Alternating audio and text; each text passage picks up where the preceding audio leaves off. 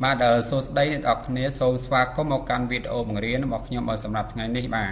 អញ្ចឹងថ្ងៃនេះយើងបន្តទៅកម្មវិធីឯកសារអត្ថបទរបស់យើងបន្តទៀតបាទអញ្ចឹងនៅក្នុងកម្មវិធីឯកសារអត្ថបទគឺខ្ញុំមានជាលំហាត់មួយសម្រាប់ឲ្យអ្នកនរគ្នាអនុវត្តបាទហើយនៅក្នុងលំហាត់មួយនេះគឺមានគន្លឹះមួយចំនួនបាទដែលយើងត្រូវអនុវត្តនៅក្នុងកម្មវិធីឯកសារអត្ថបទនេះបាទអញ្ចឹងចំណុចទី1គឺយើងនិយាយទៅលើរបៀបតម្រឹមកថាខណ្ឌបាទអញ្ចឹងរបៀបតម្រឹមកថាខណ្ឌគឺយើងមាន4បាទ function បាទដែល function ទី1គឺមានឈ្មោះថាតម្រឹមឆ្វេងបាទបើយើងប្រើតាមរយៈ shortcut key គឺយើងចុច control អក្សរ L បាទហើយfunction ទី2គឺមានឈ្មោះថាតម្រឹមកណ្ដាលបាទហើយfunction ទី3គឺមានឈ្មោះថាតម្រឹមស្ដាំបាទហើយfunction ទី4គឺតម្រឹមសងខាងបាទចឹងយើងមាន shortcut key បាទនៅលើហ្នឹងណាយើងអាចមើលតាមភាពជាក់ស្ដែងរបស់ function នីមួយៗណាបាទអញ្ចឹងបាទតួយ៉ាងដូចជាបាទពាក្យថា introduction នេះគឺតម្រឹមកថាខណ្ឌផ្នែកកណ្ដាលបាទអញ្ចឹងឧទាហរណ៍ថាខ្ញុំបាទចង់តម្រឹមខាងឆ្វេងវិញគឺខ្ញុំដាក់ cursor ខាងនេះក៏បានបាទខាងនេះក៏បានណាបាទហើយយើងចុចតម្រឹមខាងឆ្វេងមកអញ្ចឹងបាទអក្សររបស់យើងគឺរត់មកផ្នែកខាងឆ្វេងហើយបាទហ្នឹងចំណុចទី1ណាហើយបើយើងចង់តម្រឹមផ្នែកកណ្ដាលគឺយើងចុចបាទតម្រឹមកណ្ដាលមកអញ្ចឹងអក្សររបស់យើងគឺរត់ផ្នែកកណ្ដាលហើយណាបាទហើយមួយទៀតគឺតកតងទៅនឹងការដាក់បាទតួអក្សរពិសេសឬក៏យើងហៅថាមិត្តសញ្ញាណាបាទអញ្ចឹងអានេះយើងដាក់ជាលក្ខណៈ simple ធម្មតាទេណាយើងអត់ទាន់មានការដាក់លក្ខណៈឲ្យស៊ីជម្រៅទេបាទហើយបន្តទៀតបាទផ្នែកខាងក្រោមនេះបាទបាទតកតងទៅនឹងបាទការប្រើ tape នៅលើ keyboard របស់យើងណាបាទអញ្ចឹងយើងប្រើ tape ដើម្បីធ្វើការដក clear ម្ដងមួយ tape ម្ដងមួយ tape ណាបាទអញ្ចឹងយើងអត់ដក clear ឲ្យប្រើ space ទេគឺយើងប្រើ tape កន្លែងនេះណាអញ្ចឹងកន្លែងហ្នឹងគឺចង់ឲ្យអ្នកនរគ្នាចេះប្រើ tape នៅលើ keyboard របស់យើងបាទយើងអត់ប្រើ space ក្នុងការដក clear ទេបើយើងប្រើ space សម្រាប់ដក clear ក៏បានដែរប៉ុន្តែការវាអត់បត់របស់យើងគឺវាយឺតបាទហើយមួយទៀតគឺតកតងទៅនឹងផ្នែកខាងក្រោមនេះបាទអញ្ចឹងផ្នែកខាងក្រោមនេះគឺអក្សររបស់យើងគឺមានលក្ខណៈអក្សរដិតបាទហើយមានលក្ខណៈត្រេតទៀតណាបាទហើយចំពោះអក្សររបស់យើងគឺមានអក្សរមួយចំនួនបាទដូចជាអក្សរនេះអញ្ចឹងមានបន្ទាត់បាទឈុតកាត់មួយណាបាទហើយខាងក្រោមនេះគឺមានបន្ទាត់នៅពីខាងក្រោមចំនួន2ជាន់ចឹងមកបាទហើយមួយទៀតខាងក្រោមនេះគឺបាទមានបន្ទាត់ឈុតកាត់ចំនួន2ចឹងមកណាបាទហើយចំពោះ font របស់យើងគឺយើងវា font មួយដែលមានឈ្មោះថា Time New Roman បាទ Time New Roman ណាបាទអញ្ចឹងអក្សររបស់យើងចេញពណ៌ក្រហមនេះគឺមិនមែនបាទយើងវាខុសទេសូមបញ្ជាក់ណាដោយសារកុំព្យូទ័រមួយចំនួនបាទគឺនៅពេលយើងវាបាទអក្សរជាភាសាអង់គ្លេសគឺវាអត់បាទ support ទេពេលខ្លះបាទចឹងវាបង្ហាញបន្ទាត់អង្កាញ់ពណ៌ក្រហមនៅពីខាងក្រោមពាក្យហ្នឹងបាទប៉ុន្តែចំពោះកុំព្យូទ័រមួយចំនួនទៀតគឺវាអត់ចេញបន្ទាត់អង្កាញ់ពណ៌ក្រហមហ្នឹងទេបាទប៉ុន្តែបើសិនជាក្នុងករណីចេញបន្ទាត់អង្កាញ់ពណ៌ក្រហមគឺយើងអាចធ្វើការបិទវាបានណាដោយសារយើងបានធ្វើការបិទវាទៅវាចេញពណ៌ក្រហមបែបនេះបាទអញ្ចឹងដើម្បីធ្វើការបិទទៅលើបន្ទាត់អង្កាញ់ពណ៌ក្រហមនេះបានសូមអ្នកនរគ្នាចុចទៅលើ icon មួយដែលមានឈ្មោះថា ABC បាទហើយ icon នេះគឺឈ្មោះវាគឺបាទអ្នកនរគ្នាដាក់លើវាវាបង្ហាញឲ្យពិនិត្យអក្ខរាវិរុទ្ធដោយស្វ័យប្រវត្តិណាយើងចុចទៅលើវាមកគឺវាបំបត្តិបន្ទាត់អង្កាញ់ពណ៌ក្រហមហ្នឹងហើយឃើញទេបាទអញ្ចឹងដើម្បីឲ្យអ្នកនរគ្នាបានយកកាន់តែច្បាស់គឺខ្ញុំមានជា file មួយទៀតសម្រាប់ធ្វើការបង្ហាញអ្នកនរគ្នាក្នុងការអនុវត្តទៅលើគន្លឹះទាំងអស់នេះបាទអញ្ចឹងខ្ញុំសូមធ្វើការបិទកម្មវិធីចោលវិញណាបាទអញ្ចឹងខ្ញុំធ្វើការបើក file មួយទៀតដើម្បីធ្វើការអនុវត្តបាទfile នេះគឺជា file សម្រាប់យើងធ្វើការអនុវត្តបាទដោយសារយើងបានដោះបាទបន្ទាត់អង្កាញ់ពណ៌ក្រហមនេះហើយគឺវាអត់បង្ហាញពណ៌ក្រហមឃើញទេបើយើងចុចទៅលើវាគឺវាដាក់ពណ៌ក្រហមមកវិញ បាទទីថាយើងដាក់ចឹងមកវាខមវិញហ្នឹងឃើញទេបាទប៉ុន្តែបើយើងចង់ដោះវាវិញយើងចុចទៅលើបាទពិនិត្យអក្ខរាវិរុទ្ធដោយស្វ័យប្រវត្តិហ្នឹងមកគឺអក្សរ ABC ណាបាទចុចលើវាមកវានឹងដោះបន្ទាត់អង្កាញ់ពណ៌ក្រហមនឹងហើយបាទអញ្ចឹងជាដំបូងបាទអញ្ចឹងខ្ញុំសូមបដូរ font នេះសិនណាដោយសារខ្ញុំអត់បានធ្វើការផ្លាស់ប្ដូរ font បាទអញ្ចឹងខ្ញុំដាក់ font របស់យើងគឺមានឈ្មោះថា Calibri ចុះឧទាហរណ៍ណាបាទខ្ញុំទាញមកទៅផ្នែកខាងលើបាទអត់មានបាទយើងអាចវាពាក្យថា Calibri ណាបាទ Calibri បាទនេះឃើញហើយបាទអញ្ចឹងយើងយក font Calibri សិនបាទក្នុងគោលបំណងសម្រាប់ឲ្យអ្នកគ្នាចេះក្នុងការផ្លាស់ប្ដូរ font ឬក៏ពុម្ពអក្សរណាបាទអញ្ចឹងបាទខ្ញុំឲ្យធ្វើការបដូរបាទអញ្ចឹងបើសិនជាអ្នកគ្នាចេះការបដូរពុម្ពអក្សរហើយគឺយើងអត់ពិបាកទេណាសម្រាប់អ្នកអត់ទាន់ចេះគឺគាត់អាចមើលតាមការអនុវត្តរបស់ខ្ញុំបានបាទឥឡូវ font នេះគឺជា font មួយដែលមានឈ្មោះថា Calibri បាទអញ្ចឹងដើម្បីយើងអាចអនុវត្តទៅលើលំហាត់របស់យើងបានទី1គឺយើងត្រូវគិតទៅលើបាទពាក្យថា introduction នេះសិនបាទអញ្ចឹងពាក្យ introduction នេះគឺក្នុងអត្ថបទដើមរបស់ខ្ញុំគឺតម្រឹមផ្នែកកណ្ដាលបាទអញ្ចឹងយើងចុចបាទតម្រឹមកថាខណ្ឌយើងផ្នែកកណ្ដាលមកបាទ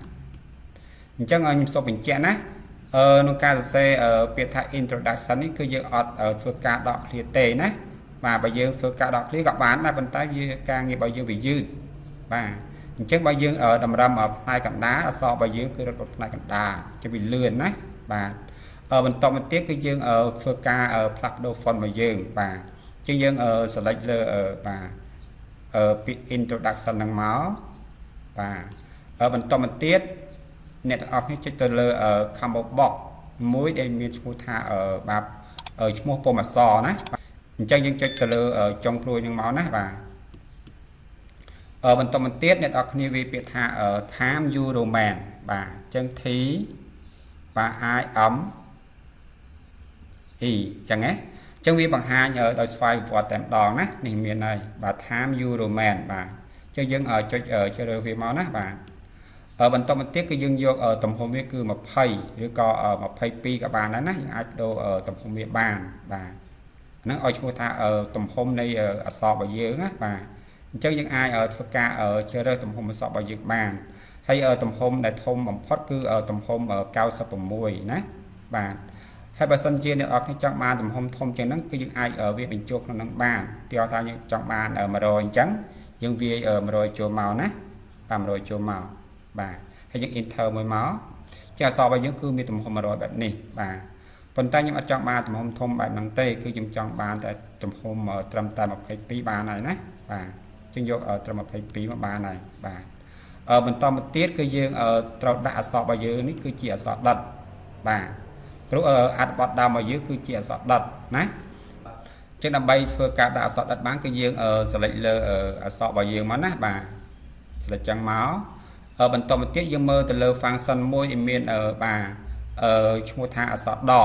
បាទអក្សរដគឺសម្រាប់ដាក់អក្សរដិតណាបាទអញ្ចឹងបើសិនជាក្នុងករណីបាទអក្សរដហ្នឹងគឺវាអត់បង្ហាញនៅលើ standard បានទេឬក៏បើ standard ទេគឺយើងអាចមើលមកផ្នែកខាងស្ដាំវិញណាពេលខ្លះកម្មវិធីរបស់យើង error បាទវាបាត់ដូចជាពុម្ពអក្សរ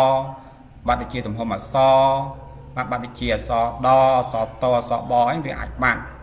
ណាអញ្ចឹងយើងអាចមើលមកផ្នែកខាងស្ដាំនេះបាទអញ្ចឹងខាងស្ដាំនេះគឺយើងមានបាទពុម្ពអក្សររបស់យើងដែរណាគឺមានដូចគ្នាបាទហើយចំពោះទំហំអក្សរក៏មានដែរណាហើយអក្សរដអក្សរតអក្សរបក៏មានដែរបាទប៉ុន្តែបើសិនជាករណីផ្ទាំងនេះអត់មានបាទទីខ្ញុំបិទចោលណាបាទវាអត់មានទេអញ្ចឹងយើងអាចចុចទៅលើ icon មួយដែលមានឈ្មោះថាលក្ខណៈសម្បត្តិនេះមកអញ្ចឹងវានឹងធ្វើការបង្ហាញផ្ទាំងហ្នឹងមកវិញហើយបាទជាងតទៅណាបាទអញ្ចឹងយើងចុចទៅលើអក្សរដមកដើម្បីយើងដាក់អក្សរដិតណាបាទបន្ទាប់ពីយើងដាក់អក្សរដិតហើយគឺយើងដាក់បាទតួអក្សរពិសេសប៉ុន្តែតួអក្សរពិសេសគឺជាលក្ខណៈ simple ធម្មតាទេសូមបញ្ជាក់ណាយើងអត់ទាន់បានដាក់ទៅលើតួអក្សរពិសេសដែលយើងបានកំណត់នៅក្នុង font របស់យើងទេបាទអញ្ចឹងដើម្បីដាក់អក្សរដិតបានសូមអ្នកនរគ្នាធ្វើការចុច key enter ដើម្បីយើងចុចបន្ទាត់ណាបាទ ជាងចុចkey enter មក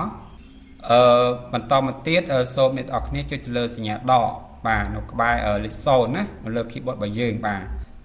អញ្ចឹងទីថាខ្ញុំចុចចំនួន5ចុះណាសញ្ញាដកហ្នឹងបាទចំនួន5ចឹងមកបន្តមកទៀតខ្ញុំចុចអក្សរ O ប៉ុន្តែខ្ញុំចង់បានអក្សរ O គឺអក្សរ O ធំអញ្ចឹងដើម្បីបានអក្សរ O ធំគឺយើងចុច C ឲ្យជាប់បាទយើងចុចអក្សរ O ណាបាទដើម្បីឲ្យ O របស់យើងធំបាទចំណុចបន្ទាប់គឺយើងចុចសញ្ញាដកចំនួន5ដែរណាដើម្បីឲ្យសងខាងស្មើគ្នាស្អាតបាទបាទអញ្ចឹងតោះហ្នឹងណាអញ្ចឹងចំណុចបាទទី2គឺយើងអនុវត្តរួចហើយបាទអញ្ចឹងយើងមកអនុវត្តចំណុចទី3បាទអញ្ចឹងចំណុចទី3យើងឃើញថា font របស់យើងគឺមានឈ្មោះថា Calibri ដោយមកខាងលើនេះដែរប៉ុន្តែខាងលើនេះយើងធ្វើការផ្លាស់ប្ដូរជា Time New Roman ហើយណាបាទអញ្ចឹងយើងទៅធ្វើការ select បាទ font របស់យើងនេះឬក៏អត្ថបទរបស់យើងនេះទៅជាបាទពុម្ពអក្សរបាទមួយដែលមានឈ្មោះថា Time New Roman បាទជាយើងចុចនៅត្រង់ឲ្យចុងព្រួយមកណាដើម្បីធ្វើការផ្លាស់ប្ដូរវាដោយសារយើងធ្លាប់យកវាភាសាគឺវាបង្ហាញនៅផ្នែកខាងលើនេះតែម្ដងបាទចឹងយើងចុចទៅលើពុម្ពអក្សរដែលមានឈ្មោះថា Time New Roman ហ្នឹងមកបាទអញ្ចឹងអក្សររបស់យើងគឺខ្លាយទៅជាពុម្ពអក្សរដែលមានឈ្មោះថា Time New Roman បាទអញ្ចឹងតោះណាបាទហើយមួយទៀតតកតងទៅនឹងការប្រើប្រាស់ tape បាទអញ្ចឹងនៅក្នុងអត្ថបទដើមគឺគេប្រើ tape សម្រាប់ធ្វើការដក clear ណានៅដើមអត្ថបទបាទអញ្ចឹងយើងអត់ប្រើ space សម្រាប់ធ្វើការដក clear ទេបាទអញ្ចឹងយើងប្រើ tape ណានៅលើ keyboard របស់យើងបាទអញ្ចឹងយើងចុច tape មកបាទអញ្ចឹងយើងទទួលបានបែបនេះណាបាទដូចទៅនឹងអត្ថបទដើមរបស់យើងហើយបាទហើយមួយទៀតតកតងទៅនឹងបាទផ្នែកខាងក្រោមនេះវិញម្ដងបាទអញ្ចឹងផ្នែកខាងក្រោមនេះគឺយើងឃើញថា font នេះគឺមានឈ្មោះថាCalibri ដូចខាងលើដែរណាដូចខាងលើនេះដែរប៉ុន្តែខាងលើនេះយើងបានធ្វើការផ្លាស់ប្ដូររួចហើយណាទៅជា font Time New Roman ហើយអញ្ចឹងណាបាទអញ្ចឹងខាងក្រោមនេះក៏យើងធ្វើការផ្លាស់ប្ដូរវាទៅជា font Time New Roman ដែរបាទអញ្ចឹងខ្ញុំមក select ទាំងអស់តែម្ដងចុះណាដោយសារវា font ទាំងអស់នោះគឺជា Time New Roman បាទអញ្ចឹងខ្ញុំឲ្យ select យកទាំងអស់តែម្ដងចុះបាទដើម្បីឲ្យវីដេអូរបស់យើងលឿនបន្តិចណាបាទអញ្ចឹងយើងចុចជ្រើសរើសបាទឈ្មោះពុម្ពអក្សររបស់យើងមកឬក៏ font របស់យើងមកណាបាទអញ្ចឹងយើងយកបាទពុម្ពអក្សររបស់យើងមួយមានឈ្មោះថា Time New Roman បាទយកមកណាបាទអញ្ចឹងអក្សររបស់យើងគឺខ្លាយជាពុម្ពអក្សរ Time New Roman ហើយបាទឃើញទេវាបង្ហាញនៅនេះគឺ Time New Roman ហើយទំហំវាគឺ12បាទខ្ញុំសូមបញ្ជាក់តកតងទៅនឹងបាទអក្សរជាភាសាអង់គ្លេសណាចឹងអត្ថបទជាភាសាអង់គ្លេសគឺជាទូទៅគឺគេយកទំហំវា12បាទប៉ុន្តែបើសិនជាបាទក្បាលអត្ថបទគឺយើងយកទំហំប៉ុន្មានក៏បានដែរតាមការចូលចិត្តបាទរបស់អ្នកទាំងអស់គ្នាប៉ុន្តែធម្មតាអក្សរយើងវាទូទៅគឺយើងវាតែទំហំ12ទេសូមបញ្ជាក់ណាបាទឥឡូវយើងនិយាយទៅលើបាទអត្ថបទរបស់យើងផ្នែកទី3នេះចុះបាទ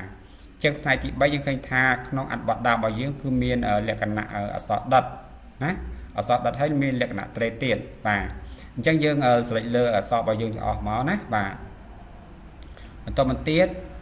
អ្នកនរគ្នាចុចទៅលើ function អក្សរដបាទសម្រាប់ដាក់អក្សរដិតណាបាទ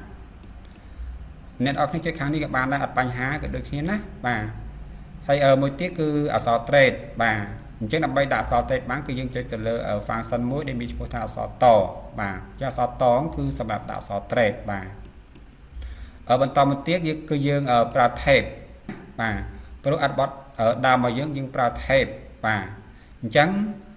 ចំពោះ clear ទី1នេះបាទខ្ញុំចុច tape នៅលើ keyboard ចំនួន1ដងបាទចំនួន1ដងបែបនេះណាបាទហើយចំពោះ clear ទី2ខ្ញុំចុច tape ចំនួន2ដងបាទចំនួន2ដងបែបនេះណាហើយបាទ clear ទី3បាទខ្ញុំចុច tape ចំនួន1ដងបាទនិង